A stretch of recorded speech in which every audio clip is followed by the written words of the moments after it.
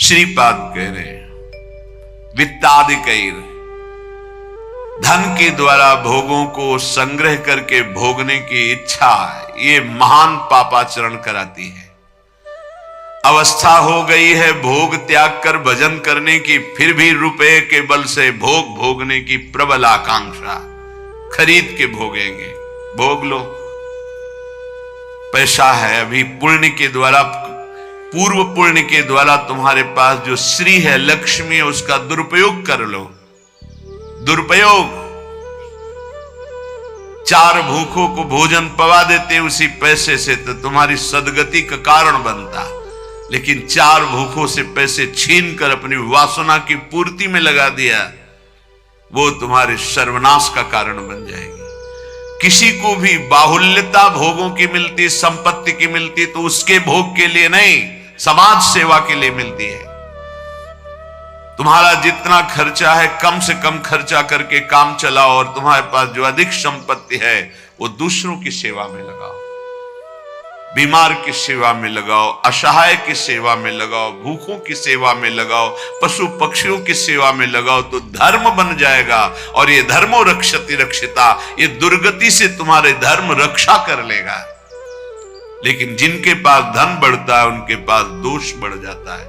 मदिरा पान करना, पैसे के बल से व्यभिचार करना, पैसे के घमंड में आकर दूसरे की जीवों की हत्या कराना, मांस खाना, नाना प्रकार के छल कपट द्वारा पैसा, ये महान नरक की प्राप्ति कराता है, घोर दुर्गति होती है।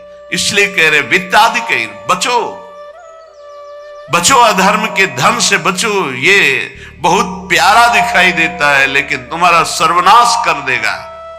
अगर 1 रुपया धर्म का आ जाए तो बुद्धि भ्रष्ट होना शुरू हो जाती है। फिर तुम बड़ी बड़ी संपत्तियां छल कपट से एकत्रित करोगे, तुम्हारी दुर्दशा क्या होगी।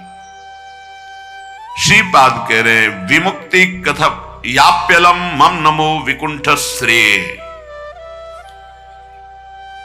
जो ऐसे आचरण करते हैं मुक्ति की चर्चा उनके लिए बेकार है। ममता रत सन ज्ञान कहानी, अति लोभी सन विरति बखानी, कामी समझिम हरि कथा, ऊसर बीज बये फल दशा। जैसे ऊसर भूमि में बीज फेंक दो बेकार चला जाएगा, ऐसे कामी पुरुष से भगवान के अनुराग की बात करो, ममता रत से ज्ञान की बातें करो, लोभी से वैराग्य की बातें करो, बोले सब बेकार हो जाती है। इसलिए बेकार हो जाती है कि उनके हृदय में इतनी मलिनता को समझ ही नहीं पाएंगे। श्रीपाद कह रहे यद्यपि हम चर्चा कर रहे हैं कि अलम छई सुख प्रदैर युवती पुत्र वित्तादिकैर, पर फिर भी ये चर्चा बेकार है, क्योंकि ऐसे भोगी पुरुषों को चर्चा विमुक्ति की, मोक्ष की, परमार्थ पथ की समझ में ही नहीं आएगी। फिर भी हमारी प्रार्थना है कि आप समझने की चेष्टा करें। ये तुम्हारी संपत्ति, ऐश्वर्य, पुत्र, वित्त, स्त्री, परिवार, संबंधी, ये सब एक दिन तुम्हें छोड़ देंगे। तुम्हें अकेला यहां से जाना होगा। तुम्हारे पाप कमाए हुए और पुण्य कमाए हुए वही दोनों साथ जाएंगे। और यदि भजन कर लिया तो पाप पुण्य दोनों को विध्वंस करके वो भगवत प्राप्ति करा देंगे। शुभ अशुभ दुर्ग विध्वंस बल तब जयति जयति जग उच्चरे। जो श्री धाम वृंदावन के प्रेम का पिपासु हो, वैकुंठ के भी वैभव की तरफ आंख उठा के नहीं देखता। कथयाप्यलम मम नमो विकुंठ श्रेय, नमस्कार है वैकुंठ को, लेकिन मुझे उसके श्रेय, उसके वैभव से कोई मतलब नहीं। परम तु ही भवे भवे भवतु वार्षभाण्यथ, वृषभानु की पुत्री श्री लाडली जू किशोरी जू, परंतु मेरा मन श्री किशोरी जू के चरणारविंद में, जहां ब्रजेंद्र नंदन श्री लालजू महाराज मुकुट झुकाए हुए हैं, रसघन मोहन मूर्तिम विचित्र केलि महोत्सवोल्लसितम, राधा चरण विलोडित रुचिर शिखंडम हरिम वंदे। मैं श्री किशोरी जू महारानी जू के चरणों की उपासना करता हूं, जिनके चरणों में ब्रजेंद्र नंदन मोर मुकुटधारी स्वयं लालजू महाराज सर झुकाए हुए हैं। वही वृंदावन मेरा जन्म जन्म की आकांक्षा है, वही मेरा सर्वस्व वृंदावन है, जहां मेरी प्यारी जू और प्यारे जू विराजमान हैं। मुझे नहीं चाहिए वैकुंठ न वैकुंठ का वैभव। अब भी समय है। उपासक यदि आर्त भाव से भगवान से प्रार्थना करे तो प्रार्थना से बहुत जल्दी परिवर्तन होता है। भगवान सत हैं, चिदानंद हैं, प्रेमानंद हैं, करुणामय हैं, और एक भगवान का नाम है भक्ता अनुग्रह कारिणो। जो उनसे प्रार्थना करता है उस पर अनुग्रह कर देते, लेकिन प्रार्थना वही सुनी जाती है जो आर्त भाव हृदय से होती है। सच्ची मानना, तुरंत परिवर्तन देखा गया है। यह हम अपने जीवन की सैकड़ों बार की बात कह रहे हैं। जब कभी ऐसा आया है और प्रार्थना हुई है, मिनट पूरा होना मुश्किल हुआ है और उस प्रार्थना का उत्तर तत्काल मिल गया है। एक बार तो बस प्रार्थना करके हटे कि वह तुरंत उत्तर आ गया। वो ऐसे से ऐसा, अच्छा अच्छा, तत्काल। बस अंतर ये होता है कि हम हृदय से प्रार्थना नहीं कर पाते। हमारी प्रार्थना कपट जाल से युक्त होती, इसलिए प्रभु मोहि कपट छल छिद्र न भावा।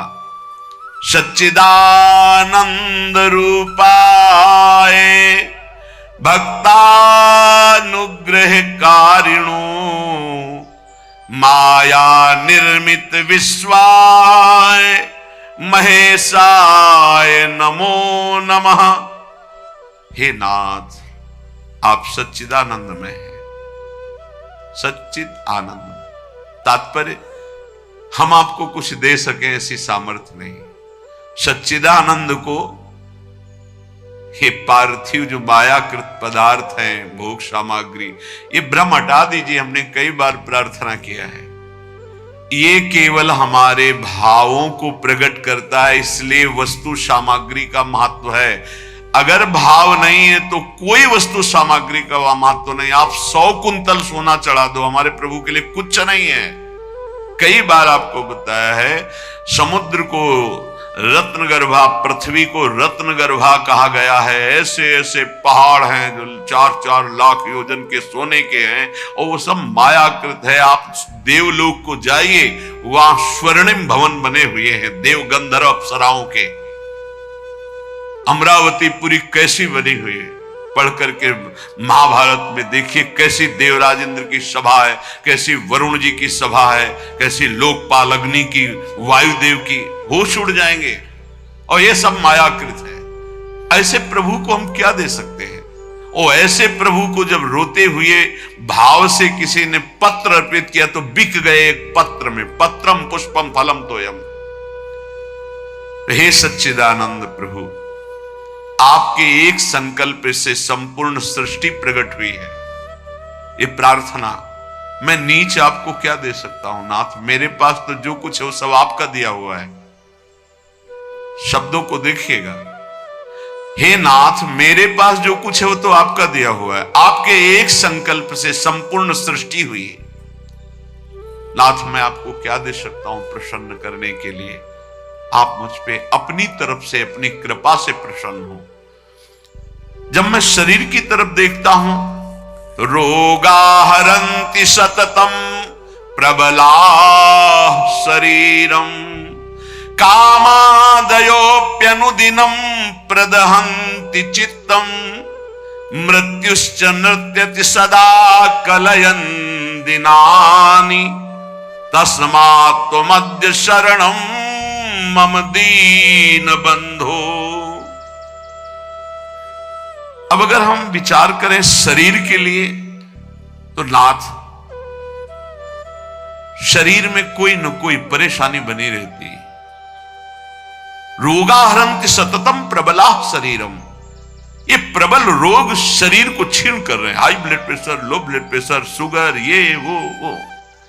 हम क्या आपसे वादा करें कि हम ऐसी साधना करेंगे कि आप प्रसन्न हो जाएंगे? पहली बात, बाहरी वस्तुओं की। नाथ, आपने एक संकल्प में अनंत ब्रह्मांडों का सृजन किया। स्वामी, मेरे पास जो वस्तु आपकी दी हुई है, मैं किस वस्तु से आपको रिझा सकता हूं? नाथ, वो तो आपकी दी हुई है। रही शरीर की बात, तो रोगाहरन्ति सततम प्रबला शरीरम प्रबल रोग हमारे शरीर की शक्ति को छीण कर रहे हैं। अंदर आए सूक्ष्म शरीर तो कामादयोप्यनुदिनम प्रदहन्ति चित्तम। ये काम क्रोध लोभ मोह मद मत्सर इतना गंदा किए हैं अंदर की, हम कैसे आपको कहें कि हम अंदर से आपका ध्यान धर पाएंगे। कभी काम अपना प्रभाव दिखाता है, कभी क्रोध अपना प्रभाव, कभी लोभ, कभी मोह, कभी अहंकार, कभी ईर्ष्या। नाथ बड़ा गंदा हृदय है। और पूरे जीवन की तरफ देखें, वादा करें कि आज संकल्प लेते हैं कि 5 वर्ष हम ऐसा करेंगे तो 5 मिनट का भरोसा नहीं। मृत्युश्च नृत्यति सदा कलयन दिनानि। नाच रही मृत्यु सिर पर, पता नहीं प्रभु कब हमारे शरीर का अंत हो जाए। इसलिए नाथ मैं आज प्रार्थना करता हूं कि मेरे पास आपको प्रसन्न करने के लिए कुछ नहीं है। आपकी दी हुई भोग सामग्री और ये शरीर रोगों का घर, मन विकारों के द्वारा अपवित्र, और प्रभु पूरा जीवन मृत्यु के हवाले। किस समय मेरी मृत्यु हो जाए मुझे भरोसा नहीं, पता नहीं। नाथ तस्मात् त्वमद्य शरणम मम दीन बंधु। हे दीन बंधु, अब एक ही उपाय, मैं आपकी शरण में हूं। आप मुझे अपने चरणों की शरण में रख लीजिए। हे प्रभु, वे देहो विनश्यति सदा परिणामशीलस्। चित्तम च खिद्यति सदा विषयानुरागी। बुद्धि सदा ही रमते विषयेषु नान्तस्। तस्मात् त्वमद्य शरणम मम दीन बंधु। बहुत सुंदर। नाथ, ये शरीर का प्रतिपल परिवर्तन हो रहा है। कभी घुटने के बल था, फिर किशोर अवस्था आई, फिर जवानी आई, फिर धीरे धीरे ढल रहा है। ये नाशवान शरीर नाश की तरफ जा रहा है। और प्रभु मन प्रतिपल भोगों में लगा हुआ है। हमारा चित्त प्रतिपल भोगों में लगा हुआ है। ईमानदारी की बात देख लो, ये खाऊंगा, ये पीऊंगा, ये देखूंगा, ये भोगूंगा, ये भोगा, अब ये भोगूंगा, ऐसी ही गणित चलती रहती है अंदर। और मेरी बुद्धि बस एक ही बात, इस विषय को भोगने में ये सुख है निश्चय करती है, विषयों में सुख है। मारा गया प्रभु, मारा गया। कुछ भी ऐसा नहीं है जिस पर मैं टिक सकूं। शरीर टिक नहीं रहा क्योंकि नाशवान प्रतिक्षण नाश की तरफ जा रहा। मन प्रतिक्षण भोगों का चिंतन कर रहा। बुद्धि यही निश्चय करा रही कि भोगों में, रुपया में, घर में, मकान में, स्त्री में, पुत्र में, शरीर में, इन्हीं में सुख है। नाथ, कभी मैं आत्मा राम नहीं बन सका, अर्थात अपने स्वरूप को नहीं जाना कि मैं कौन हूं। इसलिए दीन बंधु, अब आपकी शरण में हूं, बचा लीजिए मुझे। हे नाथ, मैं आपकी शरण में हूं। आयुर्विनश्यति यथा मघटस्तथोयम्। विद्युत प्रभेव चपलाबत यौवनश्री। वृद्धा प्रधावति यथा मृगराज पत्नी। तस्मात् त्वमद्य शरणम मम दीन बंधु। प्रभु, जैसे कच्चे घड़े के प्रभाव को जानो कि पानी डालते ही वो फैल जाता है, नष्ट हो जाता है। कच्चे घड़े में पानी नहीं टिकता। नाथ, इस तरह मेरा शरीर है, कच्चे घड़े की तरह, पता नहीं कब फूट जाए। जैसे पानी का बुलबुला बढ़िया दिखाई दे रहा है, लेकिन किस क्षण फूट जाए उसका भरोसा नहीं। बिल्कुल ऐसे ही विद्युत प्रभेव चपला बत यौवनश्री। ये जवानी, ये वैभव बिजली की तरह है। इसको भी देखा, बहुत चंद दिनों में नष्ट होते देखा। ये जो श्री अर्थात लक्ष्मी है, चपला है, इसे चंचला कहा गया है। ये किसी एक जेब में बराबर नहीं टिकेगी। वही रुपया लाखों लोग कह चुके हैं कि मेरा है और लाखों कहेंगे मेरा है, वो बदलता चला जाएगा, चपला है। आयुर्विनश्यति यथा मघटस्थ तोयम विद्युत प्रभेव चपला बत यौवन श्री। ये जवानी, ये रुपया, ये भोग सामग्री, ये वाहवाही किसी की ब्याही हुई नहीं है। आज जवान हो, कल तुम्हारी दुर्दशा हो जाएगी। आज धनी हो, कल मांग करके तुम्हें खाने की भी हिम्मत नहीं रहेगी, ऐसी स्थिति आ जाएगी। बहुत होश में। वृद्धा प्रधावती यथा मृगराज पत्नी। जैसे सिंहनी खाने को तैयार है, ऐसे रोग युक्त वृद्धावस्था तुम्हारा इंतजार कर रही। जब धक्का लगा के घर से बाहर कर दिए जाओगे, कर्म के परिणाम में कुछ भी तुम्हारा नहीं, कोई भी तुम्हारा नहीं। ऐसे कितने उदाहरण हैं। इसलिए अभी दीन बंधु प्रभु के नाम जपने का अवसर जप लो। अभी प्रभु की शरण में हो जाओ, तुम्हारा मंगल हो जाएगा। इस पर भरोसा मत करो। जब घटनाएं सुनते हैं तो लगता है कि लोगों को सीख लेनी चाहिए। अपने पुत्र को 10,000 करोड़ की संपत्ति कमा के दी, उसी पुत्र ने धक्का मार के बाहर कर दिया। वो रोता घूम रहा है कि हमें अपने घर में रख ले। ए भाई, हरिशरणम अगर ये जीवन में नहीं है तो तुम्हारा सब जीवन व्यर्थ चला जाएगा। आयाद व्ययोमं भवत्यधिको अविनीते कामादयो हि बलिनो निबला समाद्या मृत्युर्यदा तुदति मां बत किं बदेयम्। हे प्रभु, ये जो रुपये की आय है, ये जीव को पागल बना देते हैं, धर्म से भ्रष्ट कर देती है। ये भी देखा है, जितना अधिक रुपया आएगा उतनी बुद्धि भ्रष्ट होती चली जाएगी। रुपये का सदुपयोग कोई महाभागवत कर पाता है नहीं। रुपया बहुत बुरी तरह कर्म बिगाड़ देता है। जहां रुपया बढ़ा तो फिर कर्म बिगाड़ देता है। कुछ नहीं, भारी प्रमाद। ये जो आप लोग बैठकर सत्संग सुन रहे हैं, बड़ी भगवत कृपा है जो आप यहां आकर के सत्संग सुन रहे हैं। भगवत कृपा। संसारियों को भगवत चर्चा सुनने की ना प्रेरणा होती है, ना इच्छा होती है, ना समय दिया जाता है। और जिसे सत्संग नहीं मिला जीवन में, उसका जीवन कूड़ा बना रहता है। गंदे आचरण, गंदा खाना पीना, गंदा व्यवहार। भगवत प्राप्ति करना है, भजन करना है, ऐसा कहीं चिंतन ही नहीं है। कहीं चिंतन नहीं, बस कमाना। ये सत्य है संसार, ऐसा भाव। कमाना है, मकान बढ़िया बन जाए, रुपया बैंक बैलेंस हो, अमुक कार्य सोचते सोचते मर गया। फिर अगला जन्म हुआ, फिर यही सोच। कब तक चलता रहेगा? आयाद व्ययोमं भवत्यधिको विनीते। और जब आय अधिक होने लगती है और बुद्धि व्यभिचारी हो जाती है, धर्म से अधर्म की तरफ जाने लगती है, तो फिर उसका व्यय गंदे तरीके से होता है। गंदे तरीके से। जो धर्मात्मा पुरुष होते हैं, उनका धन बहुत अच्छी तरीके से। सो धन धन्य प्रथम गति जाकी। क्या? अस्पताल खुलवा दिया निशुल्क। बढ़िया दवा, बढ़िया डॉक्टर, और जो असहाय गरीब है फ्री दवा उनकी। भोजनालय निशुल्क, किसी भी तरह का कोई छल कपट नहीं। जो रूखा सूखा सब फ्री पवार। ये धन का सदुपयोग। गौ सेवा, लाखों गौओं का, पशु पक्षियों का पोषण हो रहा है। ये विद्यालय खुलवा दिया, निशुल्क विद्यालय।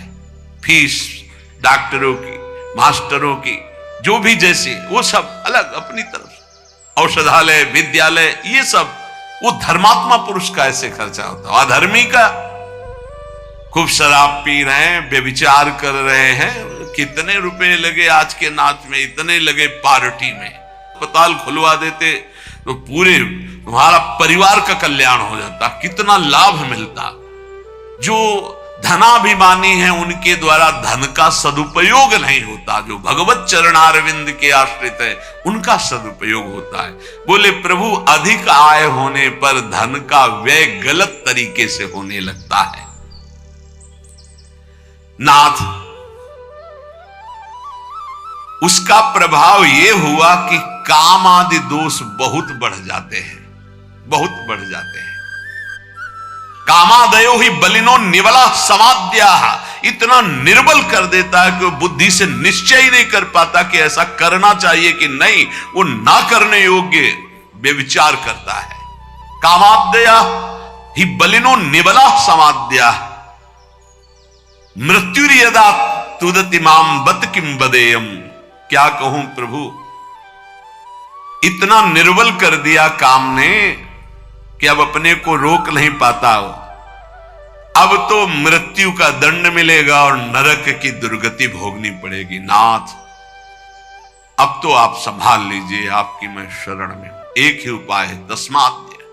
अब एक उपाय है, आपकी शरण में हूं दीन बंधु, आप स्वीकार कर लो। दीन बंधु, हे भगवन, तप्तम तपो नहीं कदापि मयेह तन्वा, वाण्या तथा नहीं कदापि तपश्च तप्तम, मिथ्या विभाषण परेण न मानसं हि, तस्मात् त्वमद्य शरणं मम दीन बंधु। प्रभु कभी किसी तीर्थ में जाके कष्ट रूपी तपस्या नहीं की। करना चाहिए हर गृहस्थ को, विरक्त को भी। आप गृहस्थ हैं, वृंदावन धाम आए, एक दिन तो उपवास कीजिए, पानी पी के रहिए, चाहे जितने करोड़पति हों। अगर लाभ लेना है तो बात हमारी प्रार्थना मान लीजिए। एक दिन में मर नहीं जाओगे। एक दिन उपवास करो, 3-4 दिन के लिए वृंदावन आए हो तो 24 घंटे केवल पानी पी के रहो। नहीं, ऐसी स्थिति आएगी महीनों पानी नहीं जाएगा मुख में। बात मान लो, तुम्हारे कर्म भस्म हो जाएंगे जो अशुभ कर्म करते हो। वृंदावन आओ, हरिद्वार जाओ, काशी जाओ, तीर्थ यातन करो, करो अवश्य करो, जिससे तुम्हारी मलिनताएं नष्ट होंगी। लेकिन होटलबाजी मत करो, तीर्थों में जाकर के पिकनिक मत मनाओ, गंदे आचरण मत करो तीर्थों में। नहीं, पुरखा भी जो तुम्हारे कुछ ऊंचे होंगे ना, वो नरक चले जाएंगे। 21 पीढ़ियां तरती तो 21 पीढ़ियां नरक भी जाती है। तीर्थ याटन करने का लाभ वही ले पाता है जो तीर्थों में जाके तप करता है, कष्ट सहता है। एक दिन जल से व्यतीत करो, दूसरे दिन फलाहार करो, तीसरे दिन थोड़ा अन्न ले लो। कोई अपराध न बनने पावे, बचा के अपने पुण्य निकल जाओ। कोई दोष दर्शन न करो, किसी की निंदा न करो, कोई पापाचरण न करो। तीर्थ आए हो, किसी को जब तक साधु संग नहीं मिलता तो तीर्थों का भी लाभ नहीं ले पाते। वृंदावन धाम आए, मुख में मसाला खाए, बच्चे से थूक दिया, वैष्णव आ रहा जब करते, और उसके पैर में पड़ा, सारे सुकृत तो थूकने वाले के नष्ट हो गए। दोना में चाट खाई, परिक्रमा मार्ग में फेंक दिया। उनको क्या पता है कि कहां क्या है। दीवाल में ऊपर लिखा है राधा, और वहीं खड़े लोग संग। तुम्हारे पुरखा भी सुकृतहीन हो जाएंगे जो तुम आचरण कर रहे हो, क्योंकि तुम्हारे भाव का संबंध है वहां से। बहुत सावधान। तीर्थों में लाभ तभी ले सकते हो, लघु शंका बहुत देख के, कहां करने, थूकना बहुत देख के। तीर्थों में जाए, पक्का एक दिन उपवास करे, एक दिन फलाहार करे, एक दिन थोड़ा सा अन्न, और वो भी पवित्र अन्न। ऐसा नहीं कि आदेश कर दिया खूब छौंक बघार के, प्याज लहसुन हो, ये वो। तीर्थ याटन करने गए हो, ऐसे थोड़ी जाया जाता है तीर्थ याटन। मनोरंजन के लिए मत जाना कभी हरिद्वार, ऋषिकेश, काशी और वृंदावन। मनोरंजन के लिए मत आना। अगर मनोरंजन के लिए आए हो तो जितने सुकृत हैं सब नष्ट हो जाएंगे। यहाँ का होटल लिया और वही सब करते हैं जो बंबई कलकत्ता में करते हैं। बंबई कलकत्ता नहीं है, ये नित्य विहार स्थली प्रिया प्रीतम के। एक सुकृत करोड़ों सुकृत के बराबर, और एक पाप करोड़ों पाप से भी भारी पड़ेगा यहां। इसलिए होश में। तो कह रहे प्रभु, तप्तम तपो नहीं कदापि मयेह तन्वा। इस शरीर को कभी तपस्या के द्वारा कष्ट नहीं दिया, तीर्थों में जाके देना चाहिए कष्ट।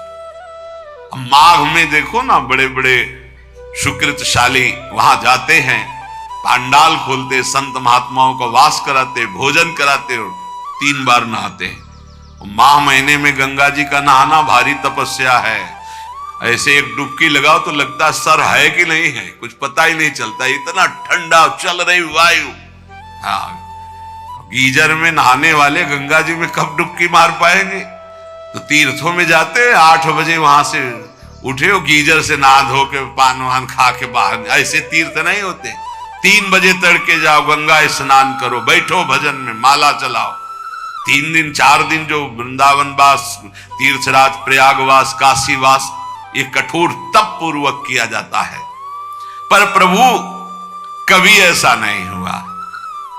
दीन बंधु और वाण्या तथा नहीं कदापि तपश्च तप्तम, वाणी का कभी तप नहीं किया। शरीर का ये तप है तीर्थयाग, और वाणी का तप 2 घंटे 3 घंटे बैठ गए, खूब नाम कीर्तन किया, राधा राधा राधा।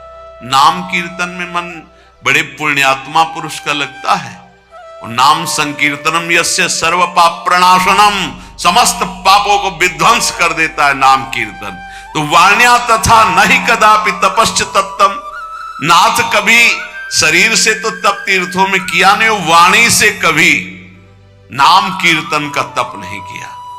पूरी चतुरासी जी गा लिए, सुधा निधि गा लिए, यमुना के तट पर बैठ करके आए 2-4 दिन के लिए, और परिक्रमा लगाए, नाम कीर्तन में बैठे, नाम कीर्तन किया, ये कभी तप नहीं किया। मिथ्याभिभाषण परेण, जबान से झूठ बोलना, गाली देना, निंदा करना, पापाचरण करना, प्रभु शरीर से पाप, वाणी से, और मानसम ही, और मन से प्रभु पूछो मत, मन तो सदैव पाप ही सोचता रहता है। तस्मात् मध्य शरणम मम दीन बंधो, हे दीन बंधु ऐसे मुझ नीच को अपनी शरण में रख लो। स्तब्धम मनोमम सदा नहीं याति सौम्यम, चक्षुश्च मे न तव पश्यति विश्वरूपम, वाचा तथैव न वदेन् मम सौम्य वाणीं, तस्मात् त्वमद्य शरणं मम दीन बंधु। प्रभु ये मन जड़ हो गया, चाहे जितना समझाओ समझता नहीं, अपनी मनमानी करवाता है। देख लो भाई, ये मन इतना जड़ हो गया है कि लाख सत्संग सुने पर वो करेगा अपने मन की। प्रभु अहंकार इतना बढ़ गया है कि संतों के चरणों में नमस्कार करने का मन ही नहीं होता। अहंकार बढ़ गया है। ऐसे भी दर्शन होते हैं, दैन्य के दर्शन होते हैं, अहम के भी दर्शन होते हैं। अहम जब बढ़ जाता है तो रंक करि संतन जानत अभिमानी, गर्विष्ठ लोभ मद मत्त अगाधा, दुष्ट परिहरो दूरी भजत भज श्री हरि राधा। अभिमान बढ़ा हुआ है, मद बढ़ा हुआ है। नाथ ये हमारा अहंकार विनम्र नहीं होने देता, ना आपके सामने और ना आपके संतों के सामने। प्रभु चक्षुष में न तो पश्यति विश्वरूपम, ये आंखें ऐसी अपवित्र हो गई हैं कि बस गंदा ही देखती, ये नहीं देखती कि आप स्त्री के हृदय में बैठे हो, पुरुष के हृदय में बैठे हो, जड़ चैतन्य के हृदय में, हे विश्वात्मा आप सबके हृदय में बैठे हो। मेरे नेत्र ये नहीं देखते, गंदा ही देखते हैं। नाथ वाचा तथैव नवदेन मम सौम्य वाणी, कभी किसी के सामने दैन्य वाणी हमने नहीं बोली। प्रभु जब बोली तो कठोर और अभिमान भरी वाणी बोली।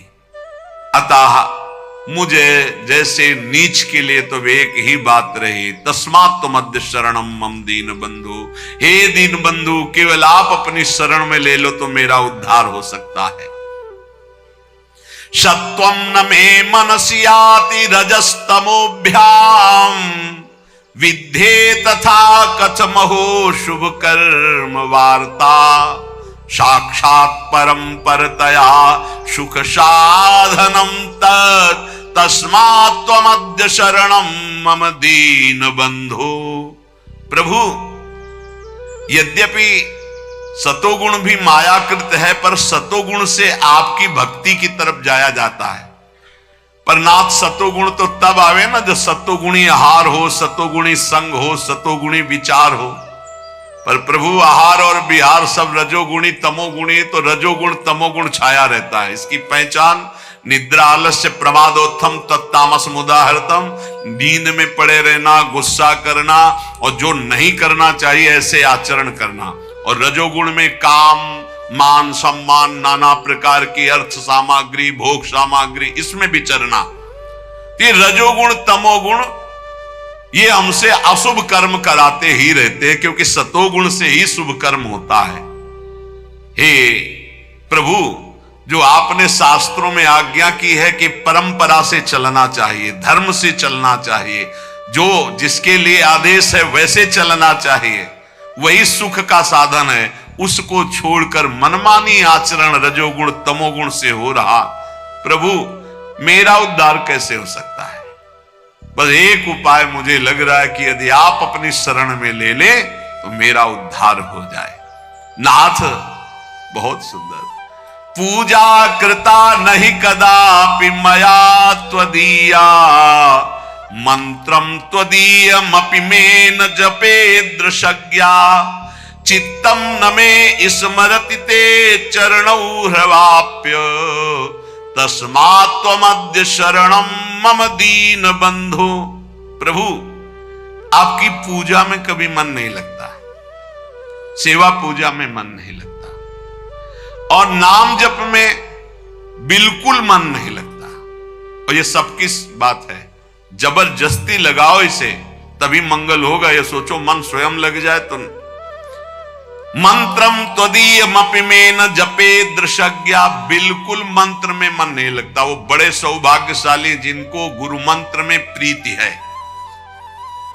ध्यान रखना, गुरु मंत्र में प्रीति साधारण साधना से नहीं होती, असाधारण साधना या असाधारण कृपा से गुरु मंत्र में प्रीति होती है।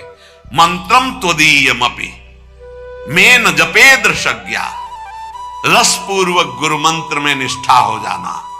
गुरु मंत्र चल रहा, मंत्राकार, ये तो प्रभु कभी हुआ नहीं। पूजा में मन नहीं लग रहा, चित्तम न में स्मरत, चित्त आपका स्मरण नहीं कर रहा, तो प्रभु पक्की है दुर्गति। लेकिन एक बात समझ में आ गई कि यदि आप मुझे अपनी शरण में स्वीकार कर ले तो मेरा कल्याण हो सकता है। एक एक बात को करे।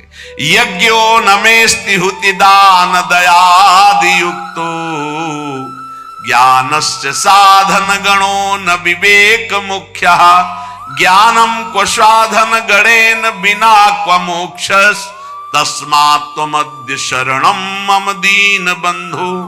प्रभु मैंने कभी यज्ञ नहीं किया, अब यज्ञ करना बहुत कठिन कार्य है, क्योंकि जो पवित्र धान्य चाहिए, जो पवित्र मंत्र, जो पवित्र व्यवस्था है, मुश्किल ही कोई ऐसा संयोग बैठा पावे। इसलिए सबसे बड़ी यज्ञ रखी गई है, यज्ञानाम जप यज्ञोष्मि, जप यज्ञ। इसमें भी मन नहीं लगता, एक पैसा नहीं लगता इस यज्ञ में। सबसे बड़ी यज्ञ है राधा राधा राधा राधा, कृष्ण कृष्ण कृष्ण, हरि हरि हरि, नाम जपने में। पर प्रभु यज्ञो नमेस्ति, मेरे अंदर यज्ञ की भावना ही नहीं है, जप करने की भावना ही नहीं है। और दान, अगर कोई दान करता भी है तो नाम जरूर होना चाहिए। पैसा वहां ज्यादा चढ़ता है जहां अमुक भक्त ने, ये अमुक जिले के हैं, 500 रुपया भगवान की भेंट की, भगवान इनका मंगल करें, लड़का बच्चा सुखी रखे, दूसरा फिर 500 निकाल के दे। और जहां ये नाम नहीं होता, जय हो महाराज, बस नाम हो तो दाम। एक भगत जी आए थे हित धाम में, वो समाचार पत्र के कोई अधिकारी थे, तो दैन्य अवस्था देख के कि भिक्षावृत्ति, पानी की समस्या, बाल्टी भर के इधर, उनका एक हैंड पैप लगवा दें। 2-4 बार आए थे, उनका देख लो अच्छा हो जाएगा, कई साधक हैं, उनको सुविधा हो जाएगी।